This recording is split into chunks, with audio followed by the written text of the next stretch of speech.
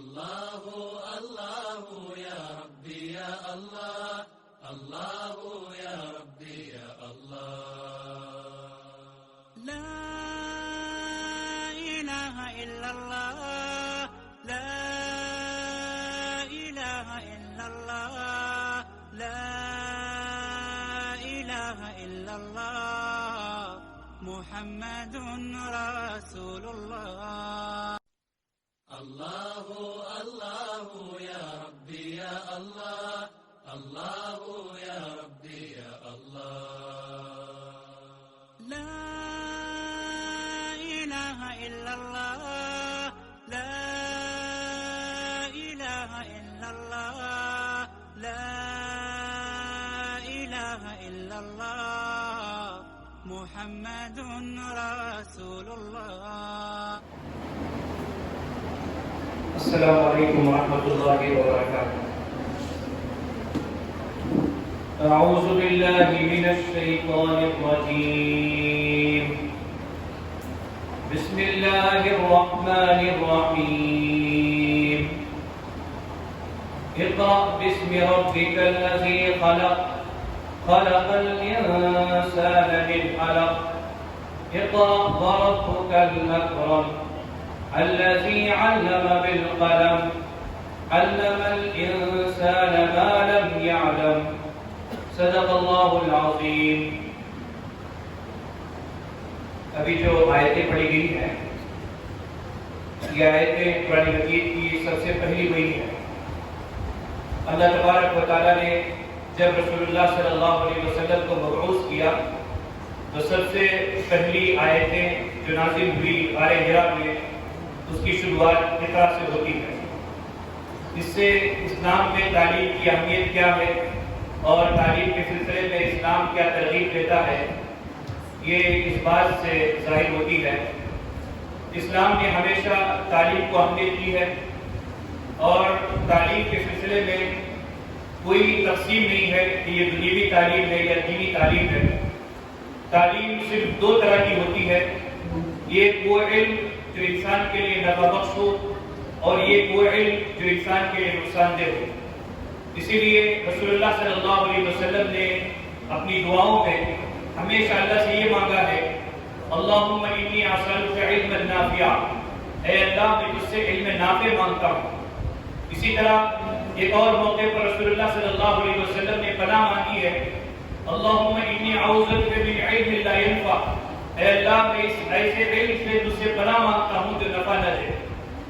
चाहे कुरान और हदीस का इल्म हो, चाहे वो साइंस और टेक्नोलॉजी का इल्म हो, चाहे वो जो भी यूनिवर्सिटियों में पढ़ाई जाने वाला इल्म हो, वो इल्म जो हमें नफा दे, हमें हमारी जिंदगी को संवारे, हमें अपनी जिंदगी गुजारने का तरीका और सलीका सिखलाए, वो इल्म अल्लाह के यहाँ मकबूल है।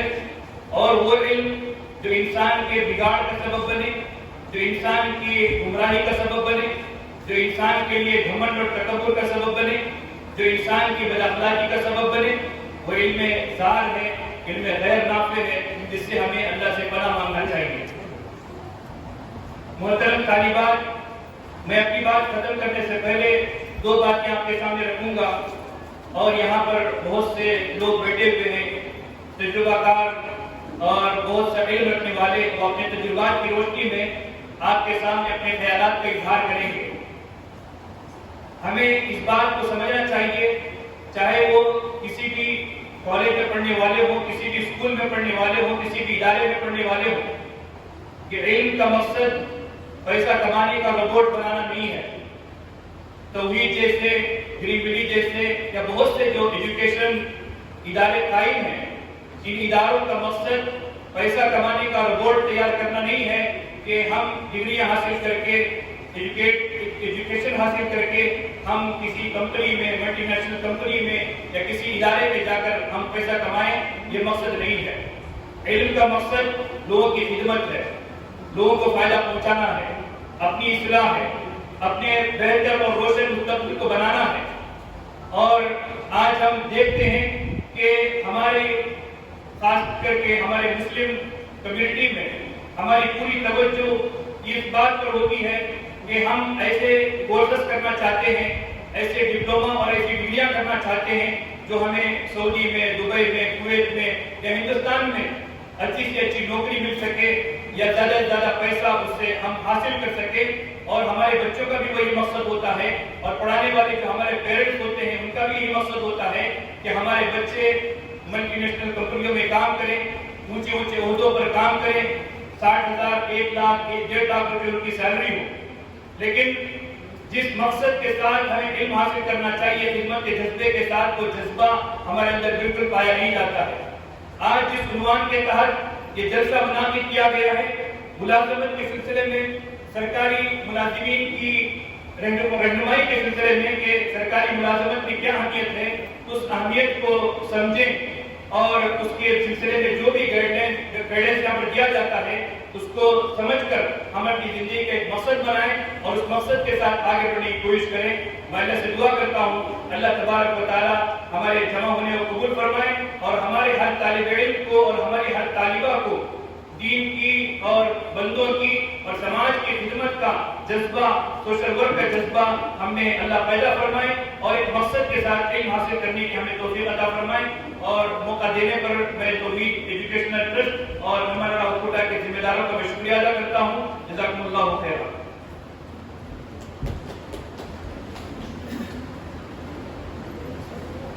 ಜಜಾಕಲ್ಲಾಹು ಖೈರ್. ವಂದನೆಗಳು ಮೌಲಾನಾ ಜಮೀರ್ ಅಹಮದ್ ರಶಾದಿ ಅವರಿಗೆ.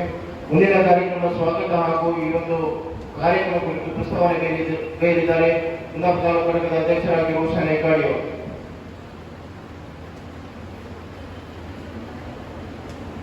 ನಮ್ಮ ನಾಡ ಒಕ್ಕೂಟ ರಿಜಿಸ್ಟರ್ಡ್ ಕುಂದಾಪುರ ಘಟಕ ಹಾಗೂ ತೌಹೀದ್ ವಿದ್ಯಾಸಂಸ್ಥೆ ಮಂಗೋಳಿ ಇವರ ಸಹಯೋಗದೊಂದಿಗೆ ಇವತ್ತು ಸರ್ಕಾರಿ ಉದ್ಯೋಗ ಮಾಹಿತಿ ಶಿಬಿರ ಈ ವೇದಿಕೆಯಲ್ಲಿ ನಡೆಯುತ್ತಿದೆ. ನಾವು ನಮ್ಮ ನಾಡ ಒಕ್ಕೂಟ ಉಡುಪಿ ಜಿಲ್ಲೆ ಹಾಗೂ ಮಂಗಳೂರು ಜಿಲ್ಲೆಗಳಲ್ಲಿ ಈಗಾಗಲೇ ಬೇರೆ ಬೇರೆ ಕಾರ್ಯಕ್ರಮಗಳ ಮೂಲಕ ಏನೇನೋ ತನ್ನ ಕಾರ್ಯವ್ಯಾಪ್ತಿಯನ್ನು ಮಾಡ್ತಾ ಇದೆ. ಅದರ ನಂತರ ನಾವು ಉತ್ತರ ಕನ್ನಡದ ಜಿಲ್ಲೆಗೂ ಸಹ ಈ ಒಂದು ವಿಸ್ತಾರವನ್ನು ಮಾಡಲಿಕ್ಕೆ ಪ್ರಯತ್ನ ಮಾಡ್ತಾ ಇದ್ದೇವೆ. ಈ ಒಂದು ಕಾರ್ಯಕ್ರಮ ನಾವು ಇವಾಗಲೇ ಒಂದು ಯೋಜನೆಯನ್ನು ಹಾಕಿದ್ದೇವೆ. ವಿದ್ಯಾರ್ಥಿಗಳಿಗೆ ಅಂದ್ರೆ ನಾವು ಈಗಾಗಲೇ ನೋಡ್ತಾ ಇದ್ದೇವೆ ಮಹಿಳೆ ವಿದ್ಯಾರ್ಥಿನಿಯರು ಬಹಳಷ್ಟು ಕಡಿಮೆ ಈ ಸರ್ಕಾರಿ ನೌಕರಿಗೆ ಹೋಗಲಿಕ್ಕೆ ತುಂಬಾ ಹಿಂದೆ ಇದ್ದಾರೆ. ಹಾಗಾಗಿ ಅವರಿಗೆ ಯಾವುದೆಲ್ಲ ಸವಲತ್ತುಗಳಿದೆ, ಅದಕ್ಕೆ ಏನು ಮಾಹಿತಿ ಬೇಕು ಆ ಮಾಹಿತಿಯನ್ನು ನಾವು ಕೊಟ್ಟರೆ ಅದರಲ್ಲಿ ಅವರಿಗೆ ಚಾಯ್ಸ್ ಮಾಡ್ಬೋದು. ಸರ್ಕಾರಿ ವಿದ್ಯೆ ಯಾವುದೆಲ್ಲ ಇದೆ, ಯಾವ ರೀತಿಯಲ್ಲಿ ಹೋಗಬೇಕು ಅದ್ರ ಬಗ್ಗೆ ಮಾಹಿತಿ ಕೊಟ್ಟರೆ ಮುಂದಿನ ದಿನಗಳಲ್ಲಿ ನಿಮಗೂ ಸಹ ಒಬ್ಬ ಸರ್ಕಾರಿ ಅಧಿಕಾರಿಯಾಗಿ ಮುಂದೆ ಬರಲಿಕ್ಕೆ ನಿಮಗೆ ಅವಕಾಶ ಸಿಗ್ತದೆ ಎನ್ನುವ ಉದ್ದೇಶದಿಂದ ಈ ಒಂದು ಕಾರ್ಯಕ್ರಮವನ್ನು ಇವತ್ತು ಕಂಡಿದ್ದೇವೆ. ಇವತ್ತಿನ ಈ ಕಾರ್ಯಕ್ರಮದ ಅಧ್ಯಕ್ಷತೆಯನ್ನು ವಹಿಸಿಕೊಂಡಂತ ಡಾಕ್ಟರ್ ರಿಜ್ವಾನ್ ಅಹಮದ್ ಕಾರ್ಕಳ, ಉಪಾಧ್ಯಕ್ಷರು NNO ಘಟಕ, ಇವರು ಈ ನಮ್ಮ ಕಾರ್ಯಕ್ರಮದಲ್ಲಿ ಬಂದಿದ್ದಾರೆ. ಕಾರ್ಕಳದಲ್ಲಿ ತನ್ನ ವೈದ್ಯಕೀಯ ಒಂದು ಕ್ಲಿನಿಕ್ ಹಾಸ್ಪಿಟಲ್ ಅನ್ನು ಅವರು ನಡೆಸ್ತಾ ಇದ್ದಾರೆ. ಬಹುಶಃ ಇವತ್ತು ಅವರಿಗೆ ತುಂಬಾ ಒತ್ತಡ ಇದ್ದ ಕಾರ್ಯಕ್ರಮ ಇದ್ದು ಅದನ್ನೆಲ್ಲ ಬಿಟ್ಟು ಇವತ್ತು ಈ ನಮ್ಮ ಕಾರ್ಯಕ್ರಮಕ್ಕೆ ಅವರು ಬಂದಿದ್ದಾರೆ. ಅವರಿಗೆ ತಮ್ಮೆಲ್ಲರ ಪರವಾಗಿ ನಾನು ಪ್ರೀತಿಯಿಂದ ಅವರಿಗೆ ಸ್ವಾಗತ ನೀಡುತ್ತಿದ್ದೇನೆ. ಅವರಿಗೆ ಮೊಹಮ್ಮದ್ ಗುಲ್ವಾಡಿ ಅವರು ವೇದಿಕೆಗೆ ಬಂದು ಅವರಿಗೆ ಪುಷ್ಪವನ್ನು ನೀಡಿ ಗೌರವಿಸಬೇಕಾಗಿ ಕೇಳಿಕೊಟ್ಟಿದ್ದೇನೆ.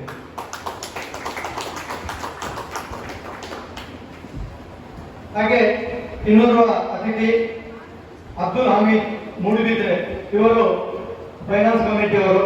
ನಮ್ಮ ಕಾರ್ಯಕ್ರಮಕ್ಕೆ ದೇಣಿಗೆ ನೀಡಲಿಕ್ಕೆ ಅವರು ಸಮರ್ಥರು, ನೋಡ್ಲಿಕ್ಕೆ ಸಹ ಆಗಿದ್ದಾರೆ. ಮತ್ತೆ ಕಾರ್ಯಚಟುವಟಿಕೆ ದೊಡ್ಡ ಅವರ ಒಂದು ರಾಯಲ್ ಫರ್ನಿಚರ್ ಅನ್ನೋ ದೊಡ್ಡ ಒಂದು ಫರ್ನಿಚರ್ ಮಳಿಗೆ ಸಹ ಇದೆ ಮೂಡುಬಿದ್ರೆಯಲ್ಲಿ. ಸಾಕಷ್ಟು ಅನುಭವಿ ನಮ್ಮ ಈ ಒಂದು ಸಂಸ್ಥೆಯಲ್ಲಿ ಬಹಳಷ್ಟು ಎತ್ತರಕ್ಕೆ ಬೆಳೆದವರು. ಅವರು ನಮ್ಮ ಈ ಕಾರ್ಯಕ್ರಮಕ್ಕೆ ಇವತ್ತು ನಮ್ಮ ಈ ಕಾರ್ಯಕ್ರಮಕ್ಕೆ ಬಂದಿದ್ದಾರೆ. ಅವರನ್ನು ನಾನು ಪ್ರೀತಿಪೂರ್ವಕವಾಗಿ ಸ್ವಾಗತ ನೀಡುತ್ತಿದ್ದೇನೆ. ಅವರಿಗೆ ರಫೀಕ್ ಹೊನ್ಸೆ ಅವರು ವೇದಿಕೆಗೆ ಬಂದು ಪುಷ್ಪ ನೀಡಿ ಗೌರವಿಸಿ ಕೇಳಿಕೊಟ್ಟಿದ್ದೇನೆ. ಇನ್ನೋರ್ವ ಮುಖ್ಯ ಅತಿಥಿ ಮೊಹಮ್ಮದ್ ಇಕ್ಬಾಲ್ ಅವರು. ನಾನು ಅಖ್ತರ್ ಮೊಹಮ್ಮದ್ ಖಾನ್ ಇವರಲ್ಲಿ ಕೇಳಿಕೊಂಡಾಗ ನಿಮ್ಮ ಕಾಲೇಜಿನ ಪ್ರತಿನಿಧಿ ನಮಗೆ ಒಬ್ಬರು ಗೆಸ್ಟ್ ಆಗಿ ಬರಬೇಕೆಂದು ಹೇಳುವಾಗ ಇಕ್ಬಾಲ್ ಅವರ ಹೆಸರನ್ನು ಅವರು ಕೊಟ್ಟಿದ್ದಾರೆ. ಅವರು ನಮ್ಮ ಬಹಳ ಸ್ನೇಹಿತರು. ಕುಂದಾಪುರದಲ್ಲಿ ತುಂಬಾ ಚಿರಪರಿಚಿತರು. ಅವರು ಈ ಕಾರ್ಯಕ್ರಮದಲ್ಲಿ ನಮ್ಮ ಉಪಸ್ಥಿತರಿದ್ದಾರೆ. ಅವರನ್ನು ನಾನು ಪ್ರೀತಿಪೂರ್ವಕವಾಗಿ ಸ್ವಾಗತಿಸಿದ್ದೇನೆ. ಭಟ್ಕಳ ಎನ್ಎನ್ಒ ಘಟಕದ ಅಬ್ದುಲ್ ಜಬ್ಬಾರ್ ಅವರು ವೇದಿಕೆಗೆ ಬಂದು ಅವರಿಗೆ ಪುಷ್ಪವನ್ನು ನೀಡಿ ಗೌರವಿಸಿ ಕೇಳಿಕೊಟ್ಟಿದ್ದೇನೆ.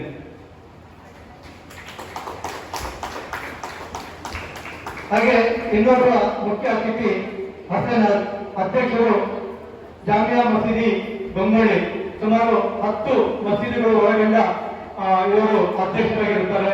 ವಿಶೇಷವಾಗಿ ನಮ್ಮ ನಾಡ ಒಕ್ಕೂಟ ಕುಂದಾಪುರ ಘಟಕದ ಉಪಾಧ್ಯಕ್ಷರು ಸಹ ಹೌದು. ಅವರು ಈ ಕಾರ್ಯಕ್ರಮದಲ್ಲಿ ನಮ್ಮೊಂದಿಗೆ ಉಪಸ್ಥಿತಿದ್ದಾರೆ. ತಮ್ಮನ್ನು ನಾನು ಪ್ರೀತಿಪೂರ್ವಕವಾಗಿ ಸ್ವಾಗತ ನೀಡುತ್ತಿದ್ದೇನೆ. ಇವರಿಗೆ ಜಾಫರ್ ಸಾದಿಕ್ ಅವರು ವೇದಿಕೆಗೆ ಬಂದು ಪುಷ್ಪವನ್ನು ನೀಡಿ ಗೌರವಿಸಿ ಕೇಳಿಕೊಟ್ಟಿದ್ದೇನೆ.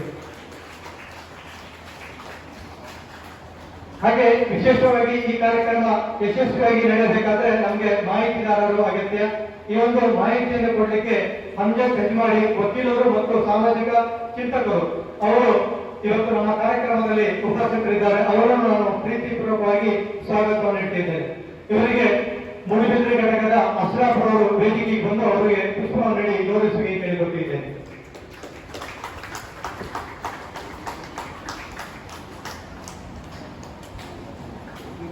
ಇವತ್ತು ಈ ಒಂದು ಕಾರ್ಯಕ್ರಮಕ್ಕೆ ಕಿರಾತವನ್ನು ಮಾಡಿದವರು ಮೌಲಾನಾ ಜಮೀರ್ ಅಹಮದ್ ಇವರು ಎನ್ಎನ್ಒ ಟ್ರಸ್ಟಿ ಇವರು.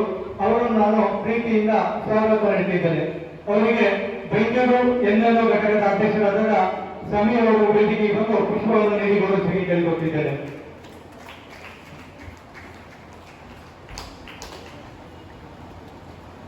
ಹಾಗೆ ನಾವು ಈ ಕಾರ್ಯಕ್ರಮವನ್ನು ಇವತ್ತು ಸರ್ಕಾರಿ ಉದ್ಯೋಗ ಮಾಹಿತಿ ಶಿಬಿರ ಮಾಡಿದ್ದೇವೆ. ಅದರ ಜೊತೆಯಲ್ಲಿ ನಾವು ಸರ್ಕಾರಿ ಉದ್ಯೋಗದಲ್ಲಿರುವ ಸಹೋದರರಿಗೆ ಸಹ ನಾವು ಸನ್ಮಾನವನ್ನು ಮಾಡ್ತಿದ್ದೇವೆ. ಇದು ಯಾಕಂತ ಹೇಳಿದ್ರೆ ಅವರು ಪಟ್ಟಂತ ಶ್ರಮ, ಈ ಒಂದು ಉದ್ಯೋಗಕ್ಕೆ ಬರಬೇಕಾದ್ರೆ ಅವರು ಪಟ್ಟಂತ ಶ್ರಮ ಏನಿದೆ ಅವರು ನಿಮ್ಮಂದೆ ಹೇಳಿಕ್ಕಿದ್ದಾರೆ. ಅವರ ಸಾಧನೆಗಳು ನಿಮ್ಮಂದೆ ಅವರು ಹೇಳಿಕ್ಕಿದ್ದಾರೆ. ಈ ಒಂದು ಕಾರ್ಯಕ್ರಮದಲ್ಲಿ ನಮ್ಮೊಂದಿಗೆ ಇದ್ದಾರೆ ಮಮತಾಜ್, ಸಹಾಯಕ ಅಭಿಯೋಗ ನಿರ್ದೇಶಕರು, ಕಾನೂನು ಅಧಿಕಾರಿ, ರಿಜಿಸ್ಟರ್ಡ್ ಉಡುಪಿ. ಇವರು ಈ ನಮ್ಮ ಕಾರ್ಯಕ್ರಮದಲ್ಲಿ ಉಪಸ್ಥಿತರಿದ್ದಾರೆ. ಇವರಿಗೆ ಅಭಿನಯ ಮೇಡಮ್ ಇವರು ಪುಷ್ಪಗುಚ್ಛ ನೀಡಿ ಸ್ವಾಗತಿಸಬೇಕಾಗಿ ಕೇಳಿಕೊಟ್ಟೆ.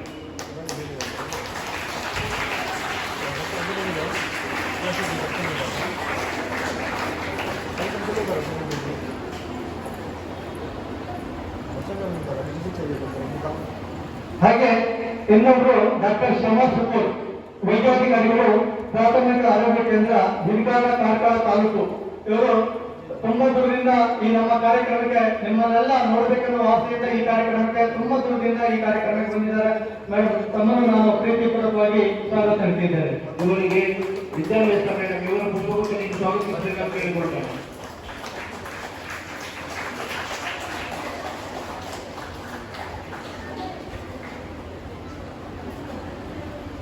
ಹಾಗೆ ಇನ್ನೊಬ್ಬರು ವರ್ಧಾನ ಎಂ, ಪಂಚಾಯತ್ ಅಭಿವೃದ್ಧಿ ಅಧಿಕಾರಿ, ಗರ್ತಲ ಗ್ರಾಮ ಪಂಚಾಯತ್, ಕಾರ್ಕಳ ತಾಲೂಕು.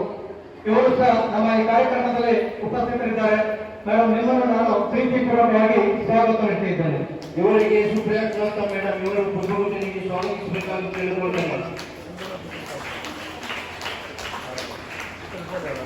ಹಾಗೆ ನಮ್ಮ ಕಾರ್ಯಕ್ರಮದಲ್ಲಿ ಉಪಸ್ಥಿತರಿದ್ದಾರೆ ಭಟ್ಕಳ ಎನ್ಎನ್ಒದ ಸದಸ್ಯರು, ಭಾವಿ ಅಧ್ಯಕ್ಷರು ಆದಂತ ಇನಾಯತುಲ್ ಶಾಬಂದ್ರಿ ಅವರು ನಮ್ಮ ಕಾರ್ಯಕ್ರಮದಲ್ಲಿ ಉಪಸ್ಥಿತರಿದ್ದಾರೆ. ತಮ್ಮನ್ನು ನಾನು ಪ್ರೀತಿಪೂರ್ವಕವಾಗಿ ಸ್ವಾಗತ ನೀಡುತ್ತಿದ್ದೇನೆ. ಅಬ್ದುಲ್ ಶುಕೂರ್ ಗಳಿವೆ, ಎನ್ಎನ್ಒ ಹೆಬ್ರಿ ಘಟಕದ ಕಾರ್ಯದರ್ಶಿಯವರು ಹೂವನ್ನು ನೀಡಿ ಸ್ವಾಗತಿಸಬೇಕಾಗಿ ಕೇಳಿಕೊಟ್ಟಿದ್ದೇನೆ. ಹಾಗೆ ಇನ್ನೋರ್ವ ಮುಖ್ಯ ಅತಿಥಿ ನಮ್ಮೊಂದಿಗೆ ಉಪಸ್ಥಿತರಿದ್ದಾರೆ. ಬೆಳಿಗ್ಗೆ ಮುಸ್ತಾಕ್ ಅಹಮದ್, ಹೆಬ್ರಿ ಎನ್ಎನ್ಒ ಉಪಾಧ್ಯಕ್ಷರು. ಅವರು ನಮ್ಮ ಕಾರ್ಯಕ್ರಮದಲ್ಲಿ ಉಪಸ್ಥಿತರಿದ್ದಾರೆ. ತಮ್ಮನ್ನು ನಾನು ಪ್ರೀತಿಪೂರ್ವಕವಾಗಿ ಸ್ವಾಗತ ನೀಡುತ್ತಿದ್ದೇನೆ. ಇವರಿಗೆ ಆಸಿಫ್ ಇವರು ಪುಷ್ಪಗುಚ್ಛ ನೀಡಿ ಸ್ವಾಗತಿಸಬೇಕಾಗಿ ಕೇಳಿಕೊಂಡೆ. ಹಾಗೆ ಇನ್ನೊಬ್ಬ ಮುಖ್ಯ ಅತಿಥಿ ನಮ್ಮೊಂದಿಗೆ ಉಪಸ್ಥಿತರಿದ್ದಾರೆ. ಬ್ರಹ್ಮಾವರ ಎನ್ಎನ್ಒ ಅಧ್ಯಕ್ಷ ಶಾಕೀರ್ ಹವನ್ಗೆ. ಸರ್ ತಮ್ಮನ್ನು ನಾನು ಪ್ರೀತಿಪೂರ್ವಕವಾಗಿ ಸ್ವಾಗತ ನೀಡುತ್ತಿದ್ದೇನೆ. ಇವರಿಗೆ ಅರಫಾತ್ ಇವರು ಪುಷ್ಪಗುಚ್ಛ ನೀಡಿ ಸ್ವಾಗತಿಸಬೇಕಾಗಿ ಕೇಳಿಕೊಳ್ತೇನೆ. ಹಾಗೆ ಕುಂದಾಪುರ ಪುರಸಭೆಯ ಸದಸ್ಯರು, ನಮ್ಮ ನಾಡ ಒಕ್ಕೂಟ ಇದರ ಅಡ್ವೈಸರಿ ಕಮಿಟಿಯ ಸದಸ್ಯರಾದಂತಹ ಸಮಾಜ ಸೇವಕರು ಅಪ್ಪು ಅಹಮದ್ ಅವರು ನಮ್ಮ ಈ ಕಾರ್ಯಕ್ರಮದಲ್ಲಿ ಉಪಸ್ಥಿತರಿದ್ದಾರೆ. ತಮ್ಮನ್ನು ನಾನು ಪ್ರೀತಿಪೂರ್ವಕವಾಗಿ ಸ್ವಾಗತಿಸಿದ್ದೇನೆ. ಇವರಿಗೆ ನಾಸಿರ್ ಹುಸೇನ್ ಇವರ ಪುಷ್ಪಗುಚ್ಛ ಸ್ವಾಗತಿಸಬೇಕಾಗಿ ಕೇಳಿಕೊಳ್ತೇನೆ. ಹಾಗೆ ಈ ಒಂದು ತರಬೇತಿ ಕಾರ್ಯಕ್ರಮ ನಾವು 1 ತಿಂಗಳ ಹಿಂದೆ ಒಂದು ಪ್ಲಾನ್ ಮಾಡಿದ್ದೇವೆ. ಯಾವ ರೀತಿ ಮಾಡಬೇಕು, ಎಲ್ಲಿ ಮಾಡಬೇಕು, ಅದಕ್ಕೆ ಒಂದು ಸಂಚಾಲಕರಾಗಿ ನಾವು ನೇಮಕ ಮಾಡಿದ್ದೇವೆ. ಶಾಬಾನ್ ಹಲ್ಲು ಅವರು ಈ ಕಾರ್ಯಕ್ರಮ ಮಾಡಬೇಕು, ನಿಮ್ಮ ನೇತೃತ್ವದಲ್ಲಿ ಆಗಬೇಕು ಎನ್ನುವ ಕೂಡಲೇ ನಾನು ಆಗ್ತೇನೆ ಎನ್ನುವ ಮಾತನ್ನು ಹೇಳಿ ನಮಗೆ ಸಂಪೂರ್ಣ ಸಹಕಾರವನ್ನು ನೀಡಿ ಬಂದಿರುತ್ತಾರೆ. ಶಾಬಾನ್ ಹಲ್ಲು ಅವರು ತಮ್ಮನ್ನು ಸಹ ನಾನು ಪ್ರೀತಿಪೂರ್ವಕವಾಗಿ ಸ್ವಾಗತ ಹೇಳ್ತಿದ್ದೇನೆ. ಇವರಿಗೆ ಅಬ್ದುಲ್ ಜಬ್ಬಾರ್ ಯುವ ಪುಷ್ಪಗುಚ್ಛ ಸ್ವಾಗತಿಸಬೇಕಾಗಿ. ಹಾಗೆ ನಮ್ಮ ಈ ಘಟಕದ ಬೈಂದೂರು ಘಟಕದ NNO ಅಧ್ಯಕ್ಷ ಸವಿ ಅವರು ಈ ಕಾರ್ಯಕ್ರಮದಲ್ಲಿ ಉಪಸ್ಥಿತರಿದ್ದಾರೆ. ಅವರಿಗೆ ಪುಷ್ಪವನ್ನು ನೀಡಿ ಗೌರವಿಸಬೇಕಾಗಿ ನಾನು ಕೇಳಿಕೊಟ್ಟಿದ್ದೇನೆ. ಇವರಿಗೆ ತೌಸಿಫ್ ಶೇಖ್ ಇವರ ಪುಷ್ಪಗುಚ್ಛ ನೀಡಿ ಸ್ವಾಗತಿಸಬೇಕಾಗಿ ಕೇಳಿಕೊಳ್ತೇನೆ.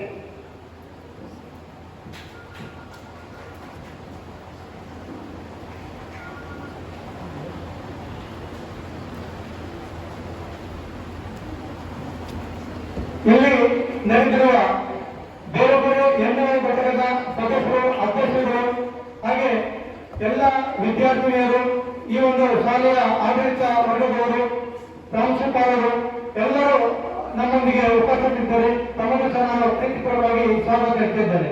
ಹಾಗೆ ವಿಶೇಷವಾಗಿ ನಾನು ಈ ವೇದಿಕೆಯಲ್ಲಿ ಒಬ್ಬ ಹೆಸರನ್ನು ಹೇಳಬೇಕಾಗುತ್ತೆ. ನಾವು ಈ ಕಾರ್ಯಕ್ರಮ ಮಾಡಲಿಕ್ಕೆ ಬಹುಶಃ ನಾವು ಬೇರೆ ಬೇರೆ ವೇದಿಕೆಯನ್ನು ನಾವು ಕೇಳ್ತಾ ಇದ್ದಿದ್ದು, ನೋಡ್ತಾ ಇದ್ದೇವೆ. ಆದ್ರೆ ನಮ್ಗೆ ಎಲ್ಲೂ ಸಹ ಸರಿಯಾದ ವೇದಿಕೆ ಸಿಗಲಿಲ್ಲ.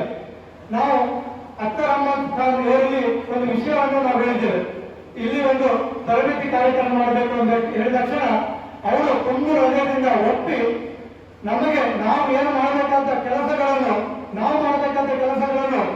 ಅವರೇ ಮಾಡಿ ಇಡೀ ಕೆಲಸವನ್ನು ನಮಗೆ ಏನೋ ಜವಾಬ್ದಾರಿ ನೀಡಿದೆ, ಹೆಚ್ಚಿನ ಒಂದು ಕೆಲಸವನ್ನು ಅವರೇ ನಿರ್ವಹಿಸಿ ಇವತ್ತು ನಮಗೆ ಈ ಒಂದು ವೇದಿಕೆಯಲ್ಲಿ ಇಷ್ಟು ಜನ ಸೇರುವಲ್ಲಿ, ಇಷ್ಟು ಅರ್ಥದ ಒಂದು ವೇದಿಕೆಯಲ್ಲಿ ನಾವೆಲ್ಲ ಕುಳಿತುಕೊಳ್ಳಲು ಅಖ್ತರ್ ಅಹಮದ್ ಖಾನ್ ಅದಕ್ಕೆ ಕಾರಣ ಅಂತ ಹೇಳಿಕೆ ನಾನು ಈ ವೇದಿಕೆಯನ್ನು ವೇದಿಕೆ ನಾನು ಸಂತೋಷ ಪಡ್ತಾ ಇದ್ದೇನೆ. ತಾವು ವೇದಿಕೆ ಬಂದು ಇವತ್ತಿನ ಅಧ್ಯಕ್ಷತೆ ವಹಿಸಿಕೊಂಡಂತ ಡಾಕ್ಟರ್ ರಿಜ್ವಾನ್ ಅವರಲ್ಲಿ ಒಂದು ಪುಸ್ತಕವನ್ನು ತಾವು ಸ್ವೀಕರಿಸಬೇಕು. ನಾನು ಅವರಿಗೆ ವೇದಿಕೆಯಲ್ಲಿ ಕೂತ್ಕೊಳ್ಳಿ, ನಾನು ಕೂತ್ಕೊಳ್ಳೋದಿಲ್ಲ, ನಿಮಗೆ ಸನ್ಮಾನ ಮಾಡಬೇಕು, ನಾನು ಸನ್ಮಾನ ಪಡೆದುಕೊಳ್ಳೋದಿಲ್ಲ. ಅಂತ ವ್ಯಕ್ತಿ ಎಲ್ಲೂ ಸಿಗುವುದಿಲ್ಲ. ಅಂತ ವ್ಯಕ್ತಿ ನಮಗೆ ಇವತ್ತು ಸಿಕ್ಕಿದ್ದು ನಮ್ಮ ಪುಣ್ಯ ಅಂತ ಹೇಳ್ಬೋದು. ತಾವು ವೇದಿಕೆ ಬಂದು ನಮ್ಮ ಅಧ್ಯಕ್ಷರಲ್ಲಿ ಒಂದು ಪುಸ್ತಕವನ್ನು ತಾವು ಸ್ವೀಕರಿಸಬೇಕಾಗಿ ನಾನು ಕೇಳಿಕೊಟ್ಟಿದ್ದೇನೆ ಸರ್.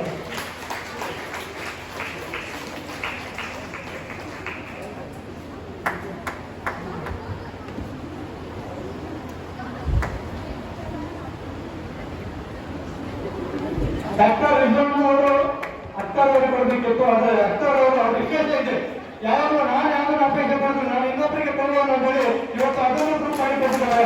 ಧನ್ಯವಾದಗಳು.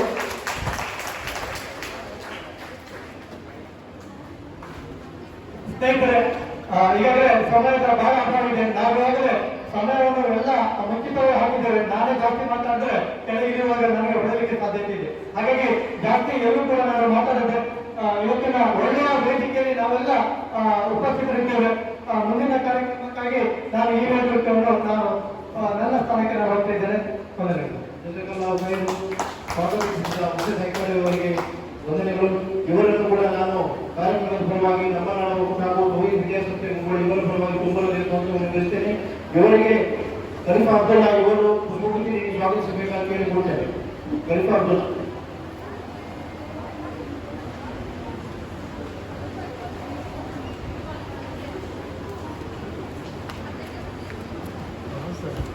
ಕಾರ್ಯಕ್ರಮದ ಮುಂದಿನ ಹಂತವಾಗಿ ಅತಿಥಿಗಳು ಯಾರು ಕೂಡ ತಮ್ಮ ವೇದಿಕೆಯಲ್ಲಿರುವರು ನಮ್ಮ ಸಮುದಾಯದ ಸಹೋದರಿಗಳನ್ನು ಸನ್ಮಾನಿಸುವ ಕಾರ್ಯಕ್ರಮವನ್ನು ನಮ್ಮ ಹುಸೇನ್ ಅವರಿಂದ ನಾವು ಕೂಡ ಕುಂದಾಪುರದ ಪರವಾಗಿ ಕೋರಿದ್ದಾರೆ. ಮೊದಲನೇದಾಗಿ ಮುಮ್ತಾಜ್ ಸಹಾಯಕ ಸರ್ಕಾರಿ ಅಭಿಯೋಜಕರು, ಉಡುಪಿ ಜಿಲ್ಲಾ ಸೆಷನ್ ನ್ಯಾಯಾಲಯ ಉಡುಪಿ ಜಿಲ್ಲೆ, ಇವರನ್ನು ಆಶಾಲಯ ಪ್ರಾಂಶುಪಾಲರು, ನೂರು ವಿದ್ಯಾಸಂಸ್ಥೆಗಳು ಇವರು ವೇದಿಕೆ ಬಂದು ಅವರನ್ನು ಗೌರವಿಸಬೇಕಾಗಿ ಕೇಳಿಕೊಳ್ತೇನೆ.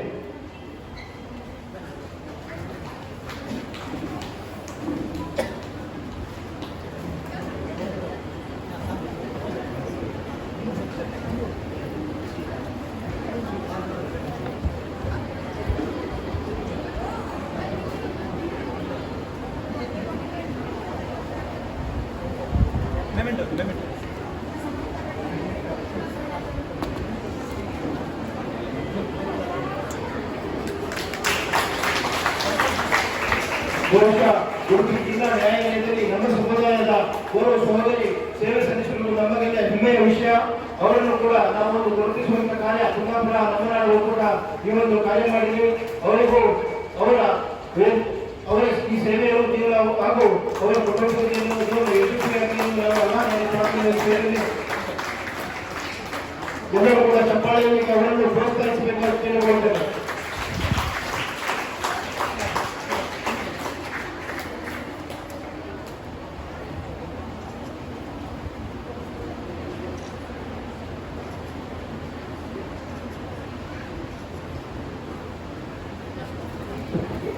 ಮುಂದಿನ ಸನ್ಮಾನ ಡಾಕ್ಟರ್ ಶಮಾ ಶುಕೂರ್, ವೈದ್ಯಾಧಿಕಾರಿಗಳು, ಪ್ರಾಥಮಿಕ ಆರೋಗ್ಯ ಕೇಂದ್ರ, ಹಿರಕಾನ, ಕಾರವಾರ ತಾಲೂಕು.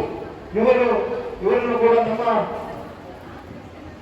ಕುಮಾರಿ ಯಶೋಧ ಮೇಡಮ್ ಇವರು ವೇದಿಕೆ ಬಂದು ಅವರನ್ನು ಸನ್ಮಾನಿಸಬೇಕಾಗಿ ಕೇಳಿಕೊಳ್ಳುತ್ತೇನೆ.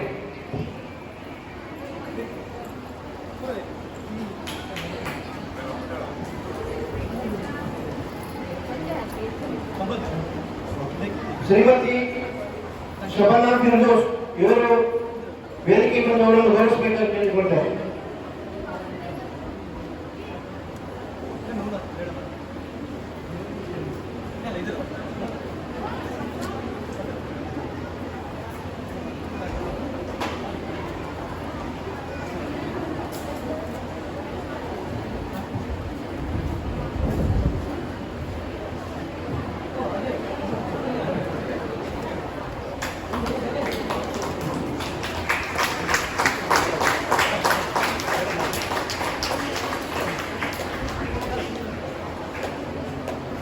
ಅವರ ವೈದ್ಯಕೀಯ ಸೇವೆಯು ಹಾಗೂ ಅವರ ಕುಟುಂಬವು ಯಶಸ್ವಿಯಾಗಿರಲಿ ಎಂದು ನಾನು ಅಲ್ಲಾಹನಲ್ಲಿ ಪ್ರಾರ್ಥಿಸುತ್ತಾ ಅವರಿಗೆ ಎಲ್ಲರೂ ಚಪ್ಪಾಳೆಯೊಂದಿಗೆ ಅವರನ್ನು ಪ್ರೋತ್ಸಾಹಿಸಬೇಕಾಗಿ ಕೇಳಿಕೊಳ್ಳುತ್ತೇನೆ.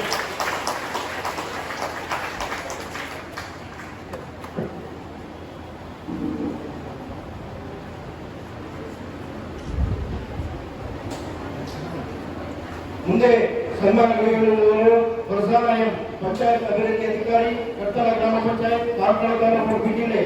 ಇವರನ್ನು ಕುಮಾರಿ ಯಶೋಧ ಮೇಡಮ್ ಇವರು ಗೌರವಿಸಬೇಕಾಗಿ ನಾನು ಕೇಳಿಕೊಳ್ಳುತ್ತೇನೆ.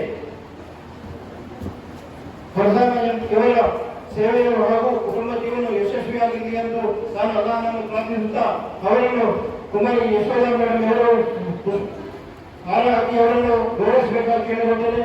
ಅವರ ಈ ಒಂದು ಸೇವೆಯನ್ನು ನಮ್ಮಿಂದ ಇನ್ನೂ ಎಲ್ಲ ಅತಿಥಿಗಳು, ವಿದ್ಯಾರ್ಥಿಗಳು ಚಪ್ಪಾಳೆಯಲ್ಲಿ ಅವರನ್ನು ಪ್ರೋತ್ಸಾಹಿಸಬೇಕಾಗಿ ಕೇಳಿಕೊಳ್ಳುತ್ತೇನೆ.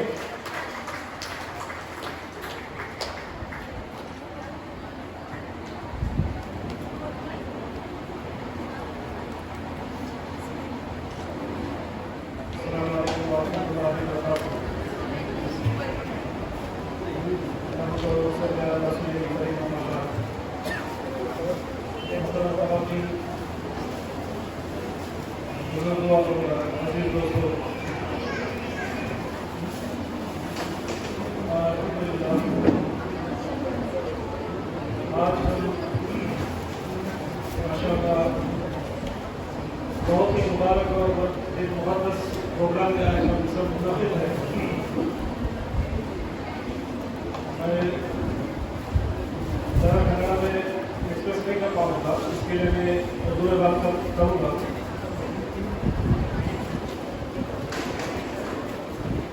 तो साध्य आधार ನಾನು ಕನ್ನಡದಲ್ಲಿ ಸ್ವಲ್ಪ ಮಾತಾಡ್ತೇನೆ. ಬಟ್ ಕನ್ನಡದಲ್ಲಿ ಸ್ಪೀಚ್ ಮಾಡೋದು ಅಂತ ಹೇಳಿದ್ರೆ ನಾವು ಏನು ಹೇಳ್ತೇವೆ, we can say we are a common man. We are not used to give speeches in Kannada or whatever. So I want to just express myself. ನಾನು ನನ್ನ ಅನಿಸಿಕೆಗಳನ್ನು ನಿಮ್ಮ ಮುಂದೆ ಇಡಲಿಕ್ಕೆ ಇಚ್ಛಿಸ್ತೇನೆ. ಬಿಕಾಸ್ ಇದೊಂದು ಸ್ಪೀಚ್ ಮಾಡುವಂಥ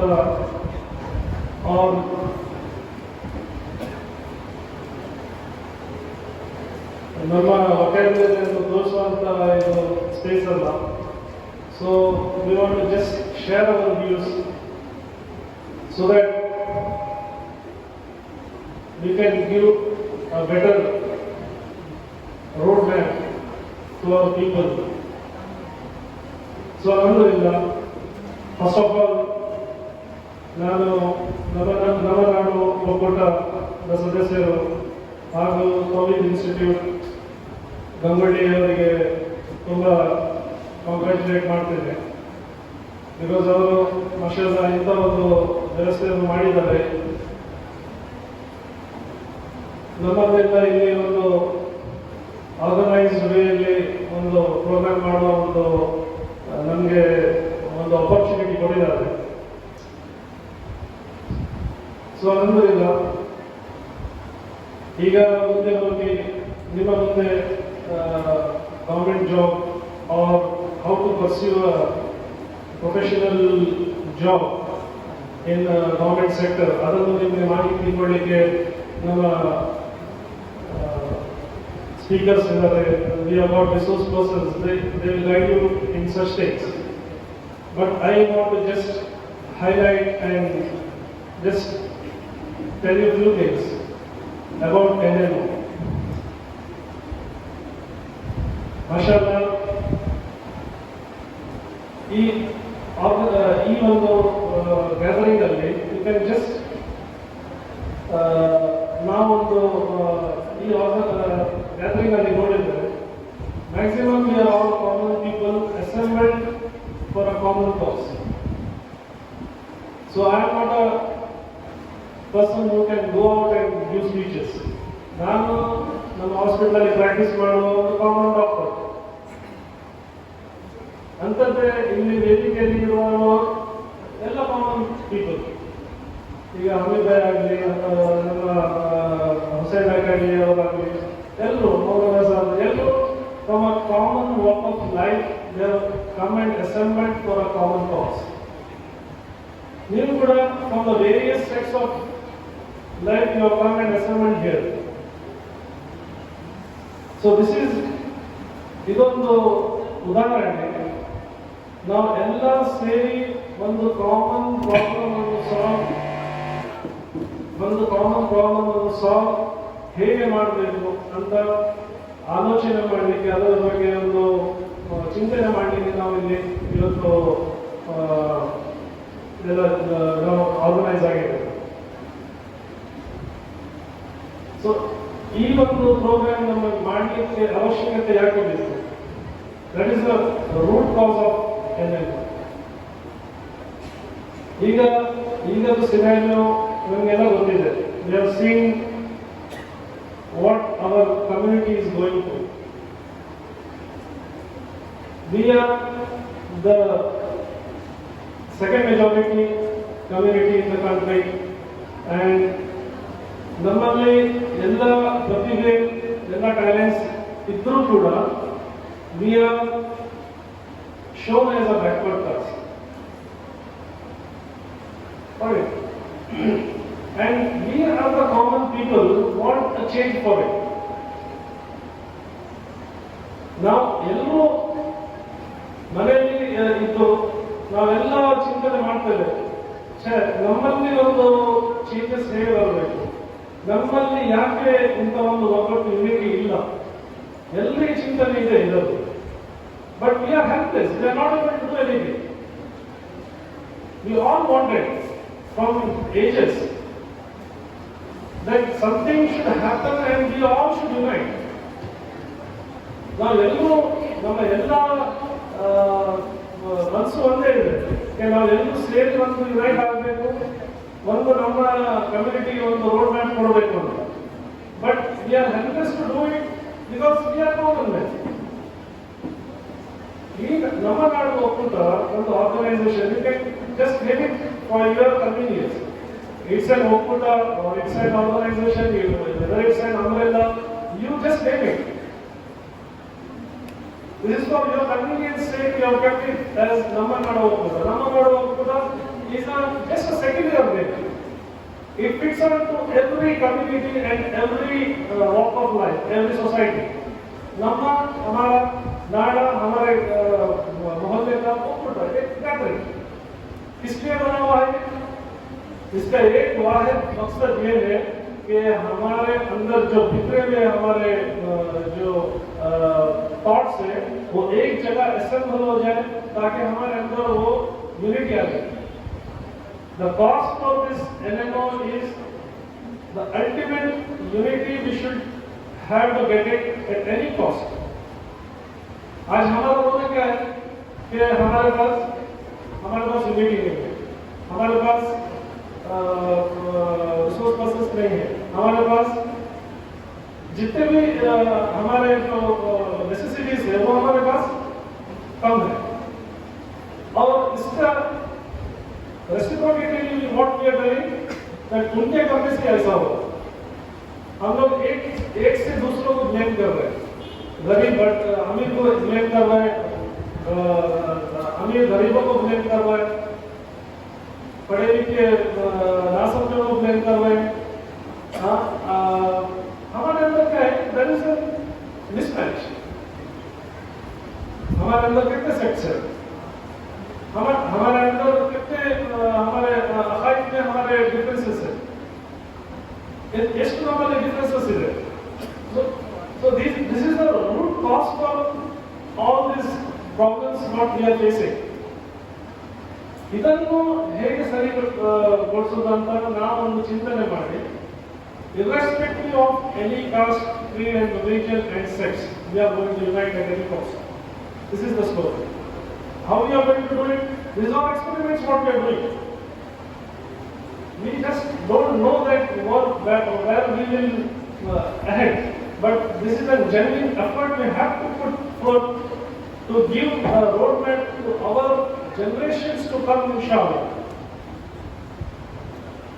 Or else, if we just relax like this, what will happen? The problems what we are facing here, our kids are going to face the same things. So how do we do it? कैसे कर सकते हैं, ಹೇಗೆ ಮಾಡಬೇಕು ಇದನ್ನು ಚಿಂತನೆ ಮಾಡಿ। ಈಗ we have got all the facilities, we have got technology and it is very easy to connect people. Earlier ಮೊದಲು ನಾವು ಒಂದು ಊರಿಂದ ಇನ್ನೊಂದು ಊರಿಗೆ ಕನೆಕ್ಟ್ ಮಾಡಲಿಕ್ಕೆ ನೀವು ಬಸ್ಸಲ್ಲಿ ಹೋಗಿ ಅವರನ್ನು ಮೀಟ್ ಆಗಬೇಕು. ಈಗ just because of WhatsApp you can connect. ನಾವು ಈಗ ನಮ್ಮ ನಾಡ ಹೋಗ್ತದ್ದು, there are 14 taluks in Udupi district and there are 14 committees which has got all the president and whatever the committee members, but hardly I have met very few of them, but I know them also how this is happening because of technology. So ಇಂಥ ಒಂದು ಉದ್ದೇಶವನ್ನು ಮುಂದೆ ಇಟ್ಟು ಇದನ್ನು ನಾವು start ಮಾಡಿದ್ದೇವೆ. So ಈಗ ನಮ್ಮಲ್ಲಿ ಇದ್ದ ಡಿಫರೆನ್ಸಸ್ ಅನ್ನು ನಾವು ಹೇಗೆ ಸಾಲ್ವ್ ಮಾಡಬೇಕು, ಅದರ ಫಲಿತಾಂಶ ನಾವು what is our road map, how to go ahead and get a community into one fold so that we can have one voice. ನಮ್ಮ ಪ್ರಾಬ್ಲಮ್ ಎಲ್ಲರಿಗೂ ಒಂದೇ, ಈಗ ನಮ್ಮ ಎಲ್ಲರಿಗೂ ಪ್ರಾಬ್ಲಮ್ ಒಂದೇ, ಬಟ್ ನಮ್ಮ ವಾಯ್ಸ್ ಬೇರೆ ಬೇರೆ ಆಗಿದೆ. We have got all common problems, but our voices are such different, we are not just able to conclude and present what we want to the society. So Namagadu is trying to do a genuine effort that how best we can connect people, we can coordinate people, and we can collaborate. Once we connect, we will know where do we stand.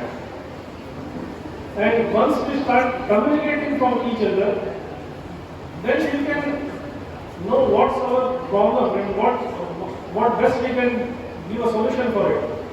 And once we communicate, then we can collaborate how to do it. The basic concept of MNO is these things. You have to communicate, you have to connect, communicate and coordinate. For this to happen, now idannu madlikke the main thing we have to do is we have to have a data of our own people. Namma data namma idre we can just know where our community stands. ನಾವು ಯಾವ ಹಂತದಲ್ಲಿ ಇದ್ದೇವೆ and ಯಾವ ರೀಜನ್ಗೆ ಎಂತ problem ಇದೆ ಅಂತ ನಮ್ಗೆ ಎಲ್ಲ ಗೊತ್ತಾಗ್ತದೆ. ಈಗ ಡಾಟಾ ಅಂತ ಹೇಳಿದ್ರೆ ಈಗ ಒಂದು ಮನೆಯಲ್ಲಿ ಎಷ್ಟು ಜನ ಇದ್ದಾರೆ, how many earning members are there, how many ladies are there, how many kids are there, who are all the dropouts, who are all uneducated, who are all unemployed.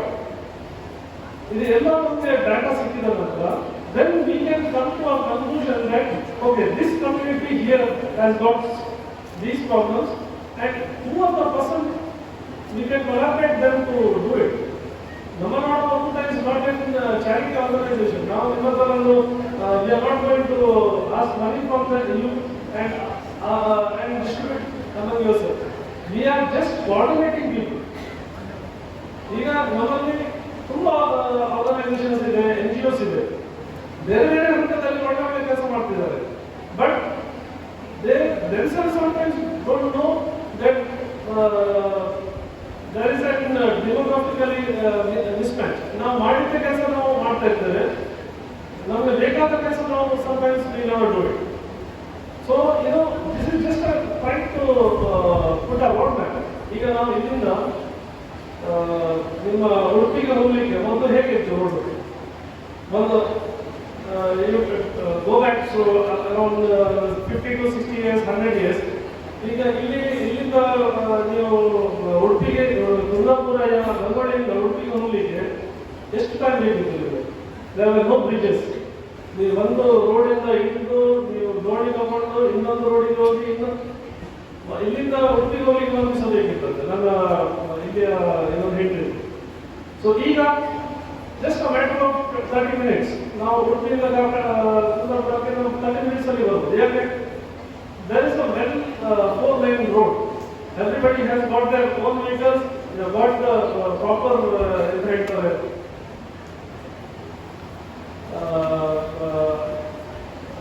we have got a very good this one. So there is no condition.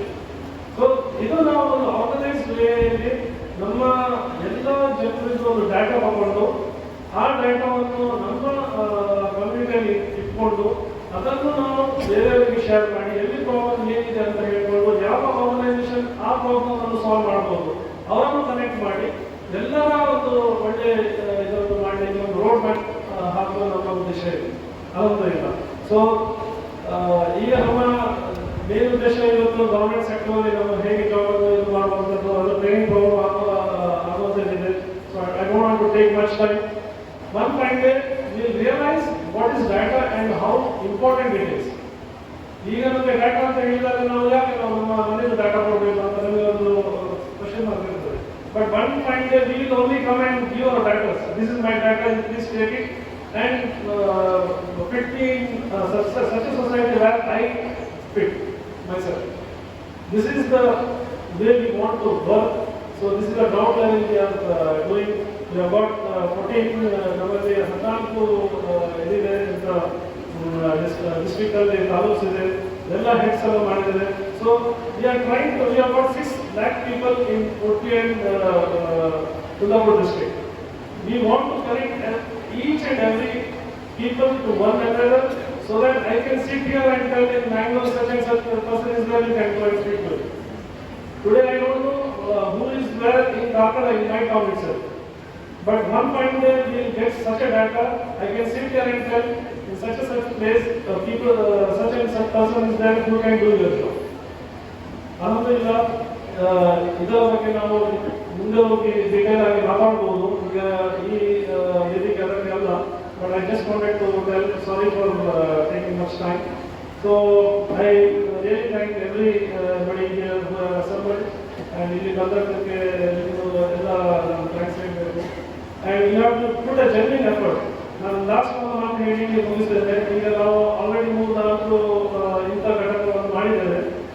every year students almost 30 students ಅನ್ನು ಮಾಷಾಅಲ್ಲಾ ನಮ್ಮ resource persons ಅವರು train ಕೊಟ್ಟಿದ್ದಾರೆ. ಅದರಲ್ಲಿ top 10 ಅಲ್ಲಿ ಒಂದು 5 ಜನ ಹುಡುಗರು ಬಂದಿದ್ದಾರೆ. I think they will make it.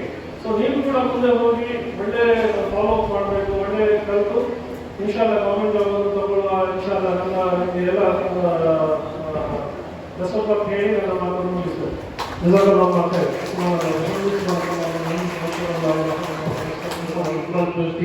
ವಿದ್ಯಾಸಂಸ್ಥೆ ಇವರಿಂದ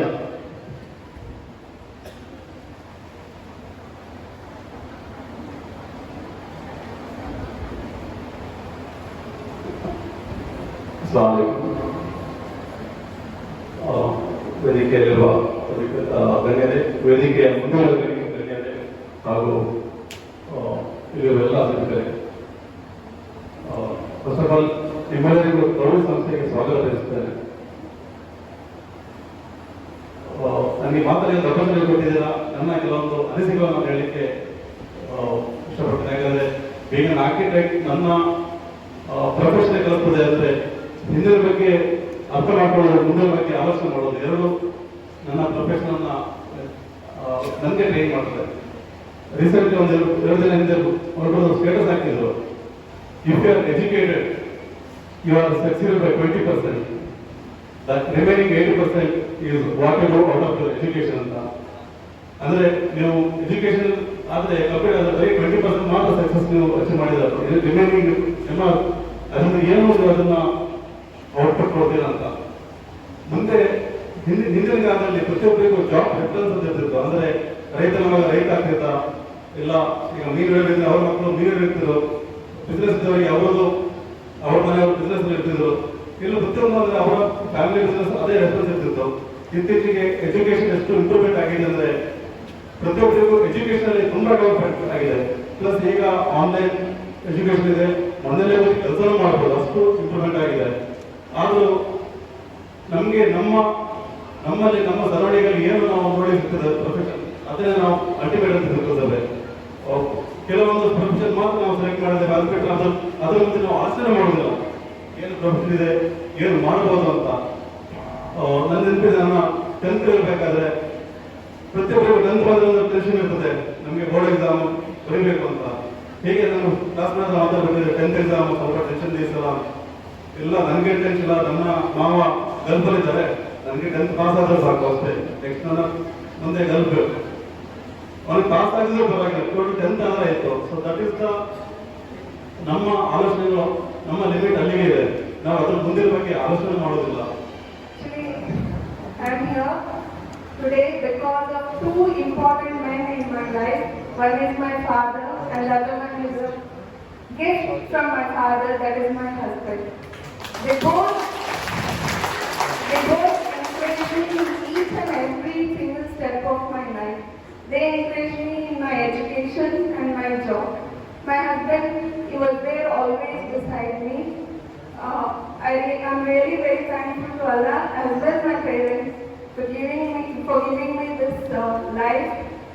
And I insist this institution not only to organize a function or something, but every month there should be a career guidance program for such students. I'm really very happy to see so many female students in front of me. When we were studying, we didn't have such opportunities and even all that. We had to walk to library, search books.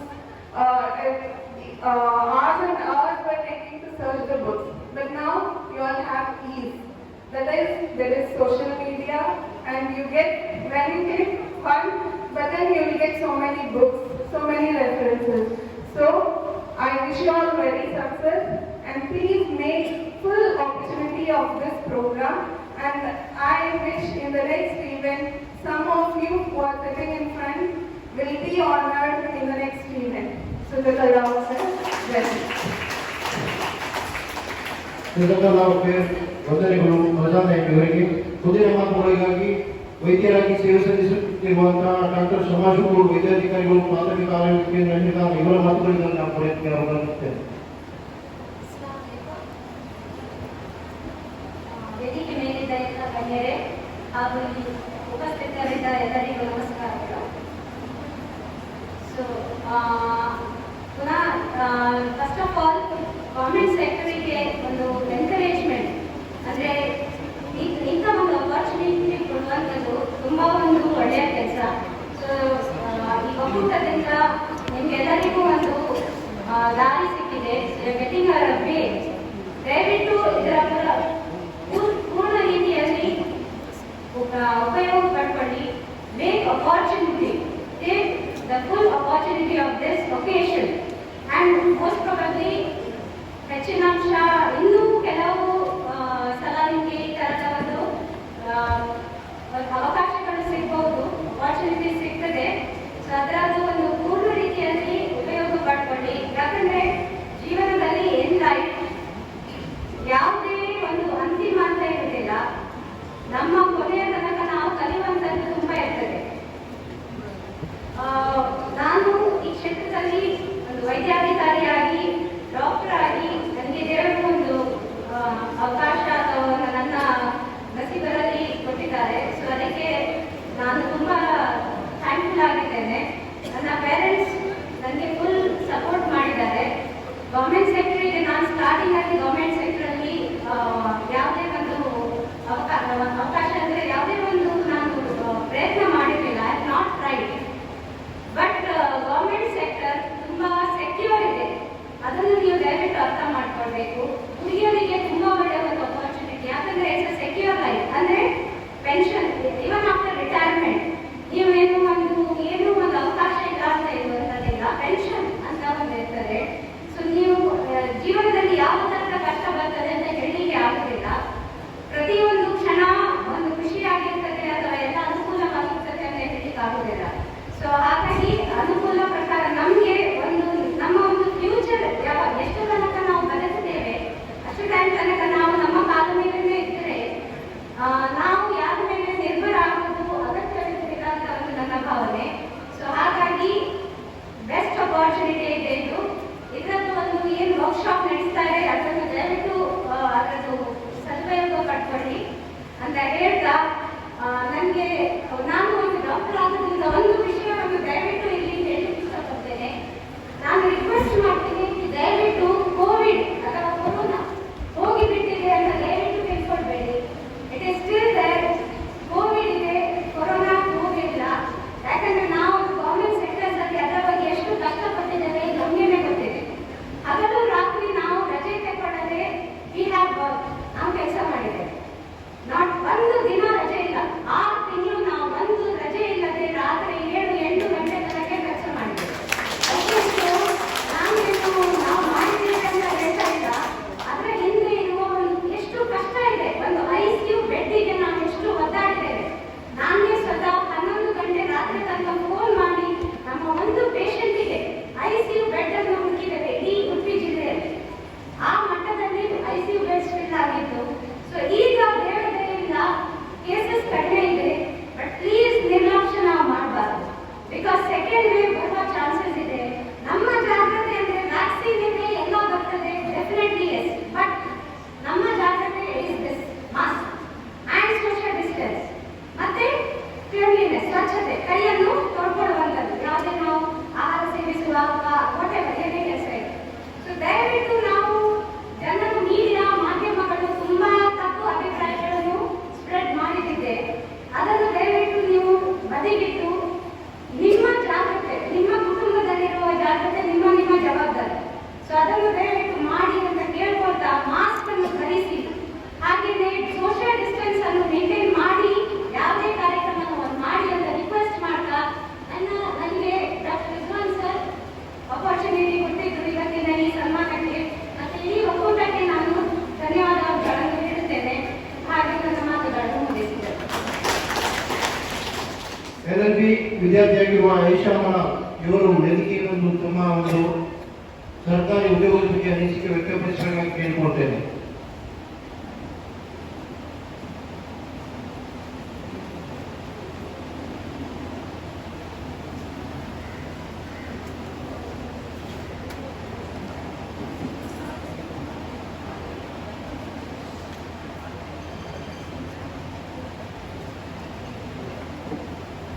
Assalamu alaikum and a very good morning to everyone present here. I hope you all are doing well.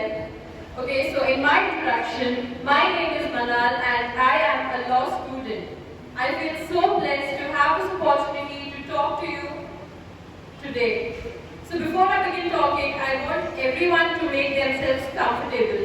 And And I promise I won't let you guys get bored because this won't be a typical lecture kind of a session, but it will be more like an interaction session, and I want each and everybody in the room to cooperate with me. Will you?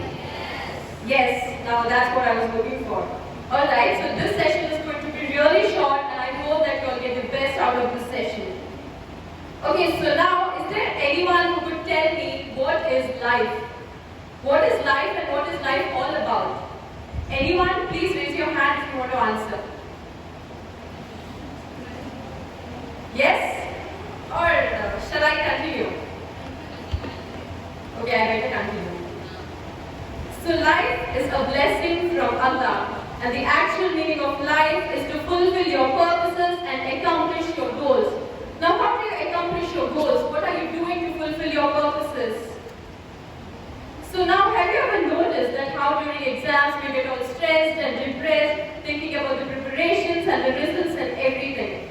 But have you realized that life itself is an exam? How are you preparing for the exam of life? Are you not stressed? Have you ever given a thought about it?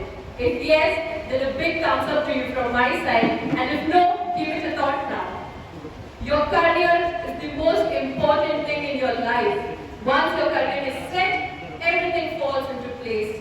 That's why never ever take career decisions lightly. Life won't give you chances all the time. Never ever think that you will manage something you're not good at. If there's something you do not like, change it. Don't accept the life which makes you who you don't want to be. Always aim for the highest and always dream big. And by dreaming, I do not mean imagining things or having visions while you sleep. Dream, but with your eyes open. And also, work on it. Start walking towards your dreams. Take the staircase to your success. This staircase will have many steps, and you will have to take each and every step wisely. So now, the first and the very most important step that you have to take, that is surrounding yourself with a good friend circle. Make sure that the friends you have are the ones who always got your back and are very supportive. If you are surrounded with negative people, just cut them off from your life, because these people are not going to take you anywhere. They would never let you reach heights, and cutting such people off from your life is never a loss but only a gain. Do not show urgency. Get to know people first, and only after you realize that they are someone who you can rely on, become friends with them. And also, you do not be the person who demotivates others. If there is someone who is doing something that they like or something which makes them happy, do not make them feel stupid about it. Everyone has their own choices, and you are nobody to criticize their choices. Do not be a villain in somebody else's life. No passion, no dream is big or small. Work hard, but also work smart. Life is simple. Don't make things complicated. Do not be an overthinker and do not be a pessimist. And never ever let your inner fire calm down. Let that fire in your soul always burn. Keep the energy and the spirit alive always. Because once the fire calms down, you would not be able to do things with hard work and excitement. And learn to take things in a positive way. The second step to success is removing filth from your mind. Once you're away from negative people, your mindset changes. Cleanse your mind with good thoughts, happiness, positivity, and good energy. And if something bad happens, do not be sad about it. Know that there's something better going to happen, because good things always take time. And guys, always be patient. Be patient enough to deal with things and accept failures. Failures will teach you lessons you have never expected or never learned. Failures will leave you craving for success more and more. Life is unpredictable. Anything can happen at any point of time. Okay, so now one question. How many future doctors do I see here? Please raise your hands. PU students? Only commerce. Okay, so how many future CAs do I see here? Nobody? Okay, so now, suppose your parents are forcing you for engineering. Okay? What will you do? Will you go for engineering? I know you all are commerce students, but take it as a science perspective, okay? So now, are you just following the culture of the society, or are you just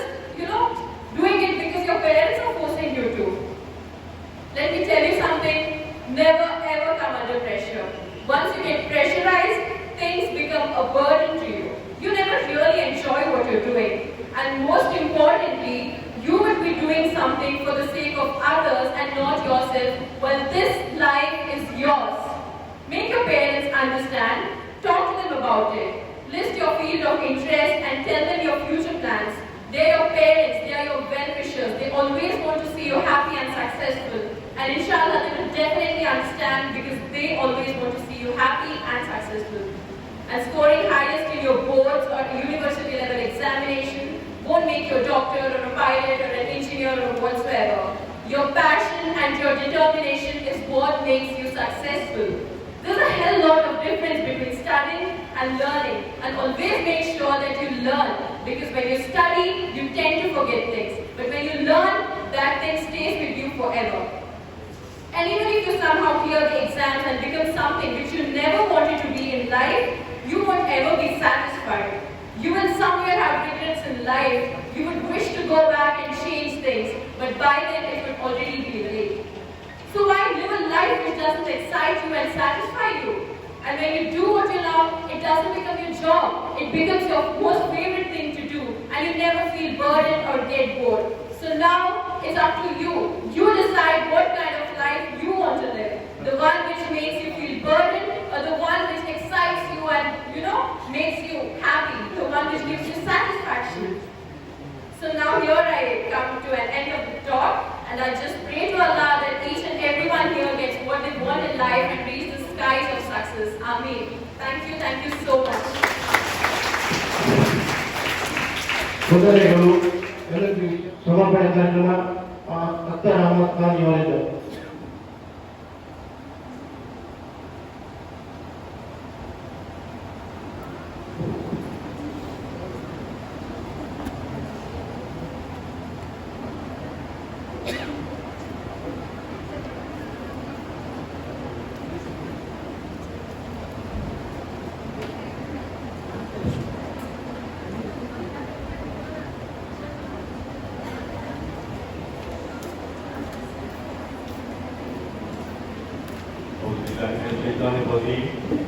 Bismillahirrahmanirrahim.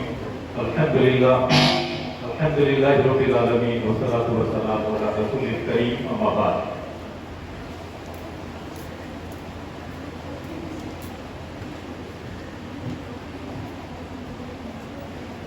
Dear students, today, in a short while from now, you are going to have a fantastic training session by our brilliant trainers. Before we resume that, a couple of lines for you, which I believe is going to motivate you. Because this is the time you do not have to look back. प्यास कहती है चलो रेत ही को निचोड़ लें. प्यास कहती है चलो रेत ही को निचोड़ लें. अपने हिस्से में समंदर नहीं आने वाला. अपने हिस्से में समंदर नहीं आने वाला. अपने काबे की हिफाजत हमें खुद करनी है. अपने काबे की हिफाजत हमें खुद करनी है. अब अबाबी का लश्कर फिर से नहीं आने वाला. Respected ladies and gentlemen, Assalamu alaikum wa rahmatullahi wa barakatuh.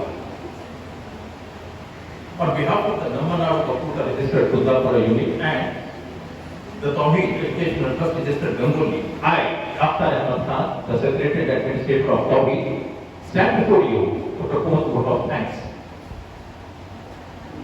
Respected Dr. Rizwan Sahab, thank you for having graced today's function as a president of the program.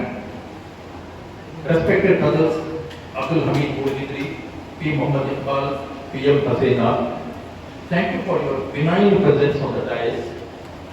My sincere gratitude is extended to brothers Hamzat Himani, Abdul Razak Kabu, Muhammad Nawjad Bulki and Askar Kindigori for the brilliant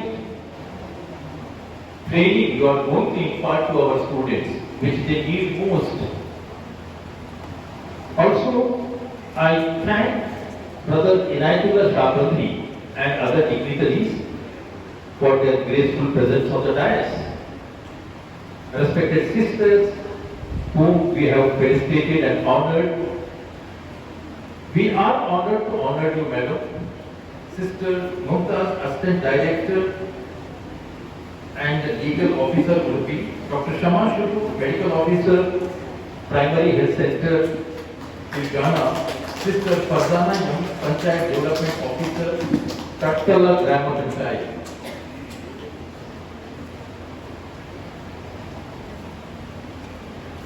Our heartfelt thanks to Brother Hussein Haikari for his tireless efforts in organizing this special event.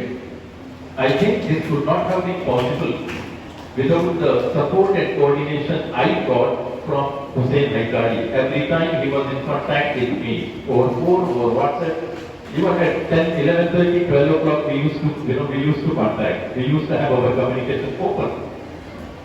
Our thanks is always also extended to Brother Shaban Mangaluru, presidents and members of Namanadu Vakuta Kundapura, Hebri, Kapu, Brahmawala and Paidur units for their utmost cooperation, involvement and guidance.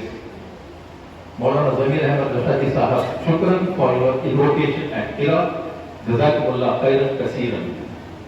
My respectful thanks to the principals and staff members of the Tawheed Women's College of Commerce, that is Degree College Gangoli, Tawheed Girls PU College Gangoli, Tawheed English Medium School Gangoli for their cooperation and coordination and the total involvement. Thank you dear students and your parents for having attended this workshop in large numbers. We can see, I could guess it is something like 170, a large number of course. Alhamdulillah, Alhamdulillah. The large number despite the current pandemic, COVID now. ಹೊರತಾಗಿ ಕೂಡ ಇಷ್ಟು ಸಂಖ್ಯೆ ಇಷ್ಟು ಗ್ರಹ ಸಂಖ್ಯೆ ನೀವೆಲ್ಲ ಸೇರ್ಕೊಂಡಿದ್ದೀರಾ. I thank you profusely. Last but not least, I thank from the bottom of my heart all my co-trustees for extending their full support and cooperation in organizing this dream event. And dear students, before I conclude, मंजिलें उन्हीं को मिलती हैं, मंजिलें उन्हीं को मिलती हैं जिनके सपनों में जान होती है, मंजिलें उन्हीं को मिलती है जिनके सपनों में जान होती है. फलों से कुछ नहीं होता, हौसलों से उड़ान होती है. Just remember, हौसलों से उड़ान होती है. वापस बताना, अल्हम्दुलिल्लाह रब्बिल आलमीन.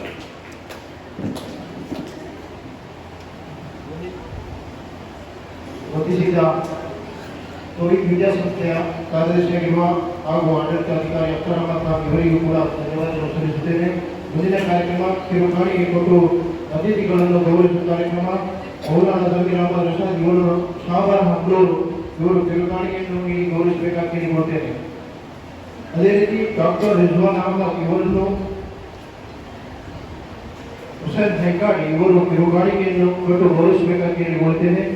ಅದೇ ರೀತಿ ಅಬ್ದುಲ್ ಹಮೀದ್ ಗುಡಿದ್ರೆ ಇವರನ್ನು ಅಬು ಮೊಹಮ್ಮದ್ ಕುಂದಾಪುರ ಅಧ್ಯಕ್ಷರು ನ್ಯಾಯತಂತ್ರ ಸದಸ್ಯರು ನಮ್ಮನ್ನು ಕುಂದಾಪುರ ಇವರು ಕಿರುಕಾಣಿಕೆಯನ್ನು ಕೊಟ್ಟು ಗೌರವಿಸಬೇಕಾಗಿ ಕೇಳಿಕೊಳ್ತೇನೆ.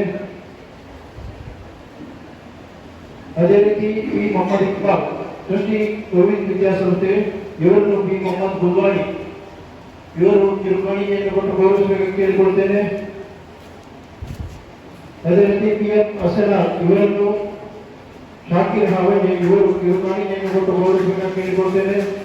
ಅದೇ ರೀತಿ ಅಮ್ಜದ್ ಹಿಫಾಡಿ ಇವರನ್ನು ಮುಸ್ತಾಕ್ ಅಹಮದ್ ದಳ್ವೆ ಉಪಾಧ್ಯಕ್ಷರು ನಮ್ಮನಾಡು ಒಕ್ಕೂಟ ಇವರು ಕಿರುಕಾಣಿಕೆಯನ್ನು ಕೊಟ್ಟು ಗೌರವಿಸಬೇಕಾಗಿ ಕೇಳಿಕೊಳ್ತೇನೆ. ಅಬ್ದುಲ್ ಶುಕೂರ್ ಕಾರ್ಯಕ್ರಮ ನಿರೂಪಕರು ಇವರನ್ನು ಅಬ್ದುಲ್ ಹಮೀದ್ ಮುಡಿದ್ರೆ ಇವರು ಕಿರುಕಾಣಿಕೆಯನ್ನು ಕೊಟ್ಟು ಗೌರವಿಸಬೇಕಾಗಿ ಕೇಳಿಕೊಳ್ತೇನೆ.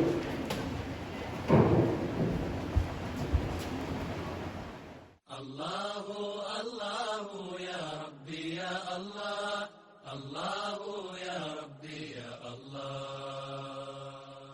La ilaha illallah, la ilaha illallah, la ilaha illallah, Muhammadun Rasulullah.